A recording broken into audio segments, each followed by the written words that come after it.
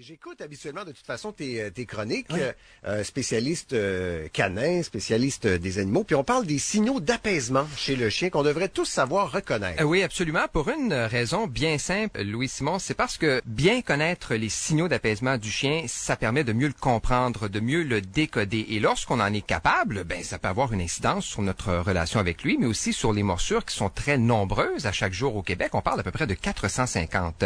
Et évidemment, ben on sait qu'un chien averti avec des signaux d'apaisement, puis je crois qu'il est important de les reconnaître justement pour faire chuter ce fameux taux de morsure-là. Mais les signaux d'apaisement, est-ce que c'est quelque chose que nous on fait comme signal ou c'est quelque chose qu'on doit reconnaître que le chien est en période de calme? Ben, si je résume ça là, de façon simple, c'est un moyen que les chiens ont de nous communiquer de l'information sur leurs intentions et leur état émotionnel. Les signaux d'apaisement, là, ce sont les postures, les regards, les mimiques et les mouvements que les chiens produisent pour nous dire qu'ils ne sont peut-être pas confortables dans une situation X.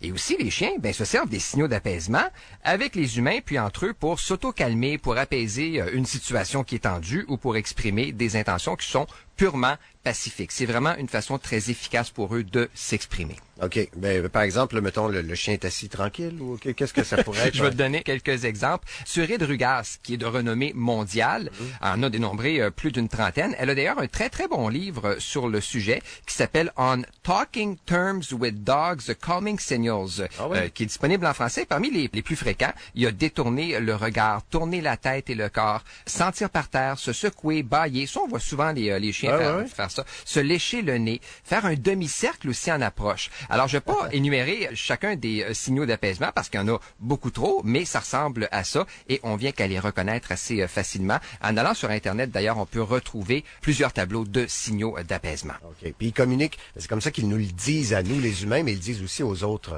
animaux. Absolument, aux autres chiens. Donc, les chiens qui se parlent comme ça. Et lorsqu'on est en présence de chiens qui se comprennent bien, qui se respectent, ben le stress est beaucoup moins grand et les conflits beaucoup moins nombreux. Un petit exemple, deux chiens s'amusent, puis à un moment donné, il y a un des deux chiens qui tourne le dos à l'autre. Qu'est-ce que ça veut dire? Ben, c'est qu'il désire une pause dans le jeu tout simplement. Si c'est pas respecté, ben ça peut dégénérer.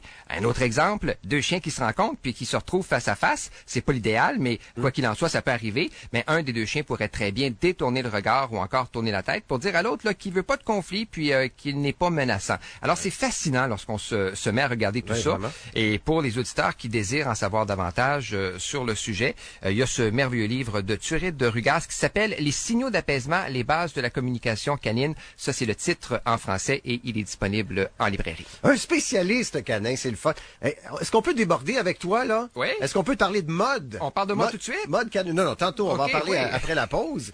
Mais c'est parce que je vois ça des fois, des chiens qui sont habillés là, quand arrivent les grands froids. Ouais. À part trouver ça bizarre, je me demande si c'est bon. Mais on y revient dans quelques instants, mon cher. Et on va écouter aussi du Marc Dupré avec la belle chanson Ton départ. Dans un instant, à Rouge FM. Merci Marc Dupré pour le petit tour de chant. C'est Louis-Simon qui est là temporairement en lieu et place de Patricia Paquin. On essaie de rétablir le signal, ça devrait être fait. Et on continue la jasette avec Michel Lacasse, notre spécialiste canin. Oui. Là, Michel, je te parlais on en voit passer et depuis l'avènement des réseaux sociaux de Facebook, on voit des propriétaires de chiens qui mettent des petits manteaux à leurs chiens. Ben oui, c'est cute. Oh, c'est cute. Ouais. Ça dépend des goûts. Ouais. Mais est-ce que les chiens ont vraiment besoin de ça quand ils commencent à faire froid? Je veux dire, ils ont une fourrure déjà, là. Question qui est très bonne. Je sais qu'il y a certaines personnes qui disent que ça dénature le chien, bon, de lui mettre un petit manteau, mais un chien, ça peut aussi avoir froid. Moins souvent, peut-être, là, dans le cas d'un malamute, mais lorsqu'il fait moins 10, moins 15 degrés, les chiens qui ont le poil court, les chiens au système immunitaire affaibli, les chiens âgés, les chiens aussi qui n'ont pas beaucoup de graisse corporelle peuvent avoir plus froid que les autres. Alors, moi, je n'ai absolument rien contre le petit manteau d'appoint qu'on peut leur mettre, évidemment, et qui va les réchauffer à l'extérieur. Tu dis, les chiens peuvent avoir froid. Est-ce que les chiens peuvent avoir honte aussi du manteau que leur met? Ça, c'est une autre question. Ça, j'en doute, mais il y a quand même des choses à surveiller dans le choix du manteau, Louis-Simon. Oui. Il existe plusieurs sortes de manteaux sur le marché. Et pour moi, ce qui est important, c'est que le chien soit à l'aise dans son petit manteau, qu'il puisse faire des mouvements librement et qu'il aime aussi se faire mettre son manteau, ce qui demande un peu de désensibilisation au début. Et pour le matériel, on peut opter pour la microfibre ou un mélange de polar, de coton et d'acrylique. Généralement, ça fait le travail. Il y a l'épaisseur aussi qui doit aller avec celui du poil de notre chien. Et on s'assure d'acheter un manteau qu'on peut facilement nettoyer. Moi, j'aime beaucoup tout ce qui se fait du côté de Puppy Angel. Je trouve que c'est vraiment de la qualité. Des produits aussi qui sont très, très beaux. Ça, c'est une marque. Il y a aussi des boutiques. Ah, qu'on les aime, nos animaux. Oui. Les bottes, il y a des petites bottes aussi pour mettre sur les pattes des chiens. Très utile aussi. En fait, c'est la seule chose qui peut prévenir les engelures aux pattes et aussi les protéger contre la glace et le sel de déglaçage qui est très irritant, hein, faut le dire, pour les coussinets. Ça peut être douloureux pour certains chiens. Alors, quand c'est le cas, on conseille les petites bottes, surtout si on fait beaucoup de promenades et on ne lésine pas sur la qualité du produit. On s'informe avant d'acheter. Mais j'imagine que la première fois qu'on lui met les bottes, là, ça doit pas être la joie. Je sais pas, le chien doit vouloir les enlever. Comment on fait pour qu'il s'habitue? Là, on y va tranquillement. C'est la clé. On lui fait sentir. On lui met chaque botte en lui donnant une gâterie pour que dans sa tête, ce soit quand même positif. On sert aussi des signaux d'apaisement dont j'ai parlé tout à l'heure. Et avant de sortir, on laisse notre chien apprivoiser ses petites bottes à l'intérieur de la maison pendant un certain temps. C'est important parce que c'est tout nouveau pour lui, la sensation qui est très différente. Et quand tout va bien, on peut sortir puis faire notre promenade habituelle avec notre chien puis ses nouvelles petites bottes. Que c'est génial. Je sais que tu suggères souvent à Patricia une petite vidéo pour nous égayer un peu la fin de semaine. C'est bon, ça a l'air pour le moral de voir des vidéos de chiens. Oui, absolument. Puis là, c'est une vidéo d'un chien vedette du web que moi j'ai découvert cette semaine. Il s'appelle Crusoe. Et ça, c'est une petite école d'Ottawa qui est vraiment très populaire. Il a un blog à succès.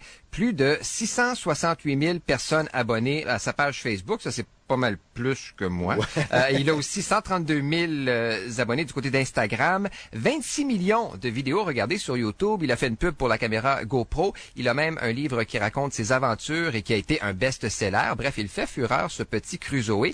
Et si j'en parle, c'est parce qu'on vient de jaser petit manteau et petites bottes. Oh, il est habillé. Et lui, il est habillé justement. C'est le chien le plus branché sur Internet en matière de mode, avec plus de costumes que Madonna et Cher. Arrête. Ben oui. Il doit exister des parades de mode de chien aussi. Il y en existe, absolument, tout à fait. Alors, on a mis où on va mettre ce vidéo-là sur la page Facebook Rouge FM. Très gentil, Michel. Merci d'ajouter à notre culture canine. C'est un plaisir de faire un peu de radio avec toi ce matin. Et faire de la mode, j'aurais jamais cru ça. Parler de mode et de chien dans la même chronique. Fashion. Merci, mon cher Michel. Bye bye. On retrouve tout ça sur rougefm.ca.